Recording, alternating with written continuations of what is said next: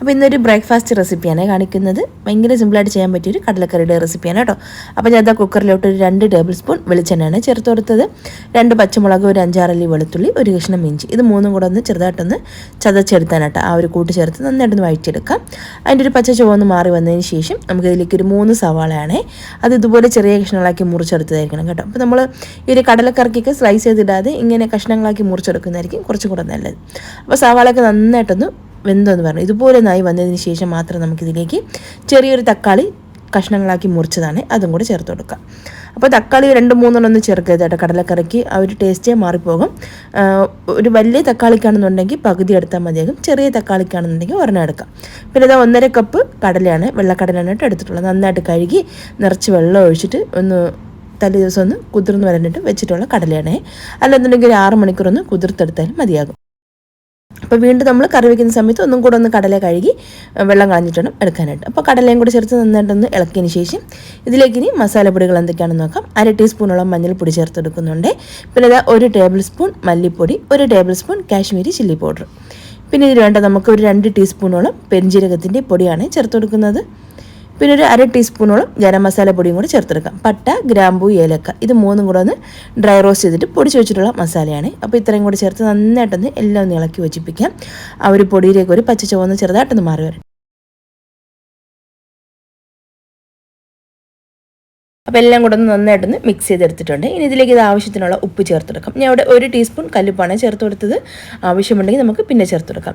പിന്നെ ഇതാ ഒരു 2 കറിവേപ്പിലയും കുറച്ച് മല്ലിയിലയും കൂടെ ചേർത്ത് കൊടുക്കാം. ഇനി നമുക്കിതിലേക്ക് നല്ലോണം തിളച്ച വെള്ളമാണ് ഞാൻ ചേർത്ത് കൊടുക്കുന്നത്. ഒരു 2 തൊട്ട് 2.5 കപ്പ് വരെയൊക്കെ ആകാൻ വെള്ളം. അപ്പോൾ ഒരു കടലയുടെ മുകളിലോട്ട് വെള്ളം നിൽക്കണം, അതിനനുസരിച്ചിട്ട് നമ്മൾ വെള്ളം ചേർത്ത് കൊടുത്താൽ മതിയാകും.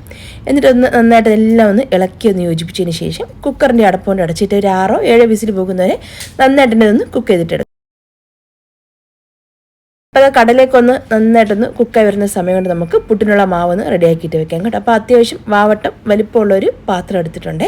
ഇതിലേക്ക് നമുക്ക് ആവശ്യത്തിന് വെള്ളം ഉപ്പും കൂടെ ചേർത്തിട്ട് നന്നായിട്ടൊന്ന് തിളപ്പിച്ചെടുക്കാം. ആ ഒരു വെള്ളം ഒന്ന് നന്നായിട്ട് തിളച്ച് വന്നതിന് ശേഷം ഫ്ലെയിം കുറച്ച് വെച്ചിട്ട് നമുക്കിനി ഇതിലേക്ക് മാവ് ചേർത്തെടുക്കാം. ഞാൻ അവിടെ ഗോതമ്പ് പൊടിയാണ് എടുത്തിട്ടുള്ളത്. നമ്മൾ വീട്ടിൽ തന്നെ റെഡിയാക്കിയിട്ടുള്ള മാവാണ് ഇത്, ഗോതമ്പ് മാവ്. അപ്പോൾ അത് എടുത്തിട്ട് നമ്മൾ ആ ഒരു വെള്ളത്തിനനുസരിച്ചിട്ട് ഇട്ട് കൊടുക്കാം മാവ്. എന്നിട്ട് തടുത്ത് വേണ്ടി ഇതുപോലെ ഒന്ന് ഇളക്കി നോക്കാം. മാവ് കൂടുതൽ വേണമെന്നുണ്ടെങ്കിൽ അതിനനുസരിച്ച് നമുക്ക് ചേർത്ത് കൊടുക്കാം. അപ്പോൾ ഒന്ന് ഇളക്കിയതിന് ശേഷം ഫ്ലെയിം ഈ ഒരു ടൈമിൽ കുറച്ച് വയ്ക്കണേ. അപ്പോൾ ഇതുപോലെ ഒന്ന് ഇളക്കിയതിന് ശേഷം നമുക്ക് ഫ്ലെയിം ഓഫ് ചെയ്ത് മാറ്റി വയ്ക്കാം. ചെറുതായിട്ടൊന്ന് തണുത്ത് വന്നതിന് ശേഷം ഒരു മിക്സിയുടെ ജാറിലേക്ക് കുറച്ച് ചേർത്തിട്ട് നമുക്കൊന്ന് പൾസ് മോഡിലൊന്ന് പൊടിച്ചെടുത്താൽ മതിയാകും. അപ്പോൾ ഒട്ടും തന്നെ കട്ട കെട്ടാത്ത രീതിയിൽ നമുക്ക് കൈ കൊണ്ടൊന്നും തൊടേണ്ട ആവശ്യമില്ല. മാവ് അങ്ങനെ കുഴഞ്ഞു പോകുകയോ കട്ട കെട്ടി പോകുകയോ ഒന്നും ചെയ്യാത്ത രീതിയിൽ നല്ല പെർഫെക്റ്റ് ആയിട്ട് കിട്ടും. പക്ഷേ വെള്ളത്തിൻ്റെ അളവ് സൂക്ഷിച്ചാണ് നമ്മൾ ഉപയോഗിക്കാനായിട്ട്. ഈ ഒരു ഗോതമ്പ് പുട്ട് തയ്യാറാക്കുമ്പോൾ ആകെ കൂടെ ഉണ്ടാകുന്ന ഒരു പ്രശ്നം അതാണ്, അതൊരു വലിയ പ്രശ്നമാണ്. അപ്പോൾ അത് നമ്മൾ കറക്റ്റായിട്ട് എടുത്തു കഴിഞ്ഞാൽ ഒരു വിധമൊക്കെ നമുക്ക് നല്ല രീതിയിൽ ഒപ്പിച്ചെടുക്കാനായിട്ട് പറ്റും.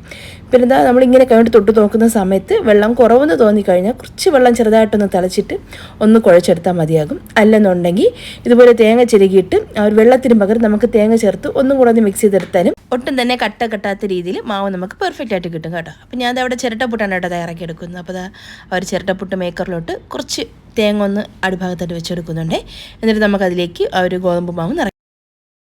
അപ്പോൾ മാവ് ഞാൻ ഫുള്ളായിട്ട് ഫില്ല് ചെയ്തിട്ട് അതിൻ്റെ മുകളിലായിട്ട് വീണ്ടും കുറച്ചും കൂടെ ഒന്ന് തേങ്ങ വെച്ച് കൊടുക്കുന്നുണ്ട്. എപ്പോഴും നമ്മൾ ഈ ഒരു ഗോതമ്പ് പുട്ടൊക്കെ തയ്യാറാക്കി എടുക്കുന്ന സമയത്ത് നമ്മൾ അരിപ്പുട്ടിനേക്കാളും കുറച്ച് കൂടുതൽ തേങ്ങ ചേർക്കുമ്പോഴാണ് നല്ലൊരു ടേസ്റ്റ് കിട്ടുന്നത്. അപ്പോൾ അത് ആ ഒരു തേങ്ങയും കൂടെ മുകളിൽ ഇതുപോലെ ഒന്ന് വെച്ചിട്ട് നമുക്കിതൊന്ന് സ്റ്റീം ചെയ്തിട്ടെടുക്കാം. ഒരു 3-4 മിനിറ്റ് കൊണ്ട് തന്നെ ഇത് പെട്ടെന്ന് റെഡിയാക്കി കിട്ടും കേട്ടോ. പുട്ട് നമുക്കൊന്ന് അടച്ച് വെച്ചെടുക്കാം കേട്ടോ. ആവി വരുന്നതിന് മുന്നേ തന്നെ നമ്മളിത് അടപ്പ് വെച്ചിട്ട് അടയ്ക്കണേ, ഇല്ലെന്നുണ്ടെങ്കിൽ നമ്മുടെ കയ്യിൽ ഇങ്ങനെ ആവി കൊള്ളാനുള്ള ചാൻസ് ഉണ്ട്. അപ്പോൾ എന്തായാലും അടച്ച് വെച്ച് ഒരു 3-4 മിനിറ്റ് കഴിയുമ്പോൾ നന്നായിട്ടിത് വെന്ത് വന്നിട്ടുണ്ട്. ഇനി ഞാൻ അതൊന്ന് വേറൊരു പാത്രത്തിലോട്ട് മാറ്റുന്നുണ്ട്. അപ്പോൾ ഭയങ്കര സോഫ്റ്റാണ്, കഴിക്കാൻ നല്ല ടേസ്റ്റാണ് കേട്ടോ ഈ ഒരു രീതിയിൽ ഗോതമ്പ് പുട്ട് മാവ് നമ്മൾ നനച്ചിട്ട് തയ്യാറാക്കി എടുത്തു കഴിഞ്ഞാൽ. അപ്പോൾ അത് കടലക്കറിയും ഇവിടെ റെഡി ആയിട്ടുണ്ട്. ഞാൻ ഫ്ലെയിം കുറച്ച് വെച്ചിട്ട് അതിൻ്റെ ഫുൾ പ്രഷറൊക്കെ കളഞ്ഞിട്ട് കുക്കറിൻ്റെ അടപ്പൊന്ന് മാറ്റിയിട്ടുണ്ട്.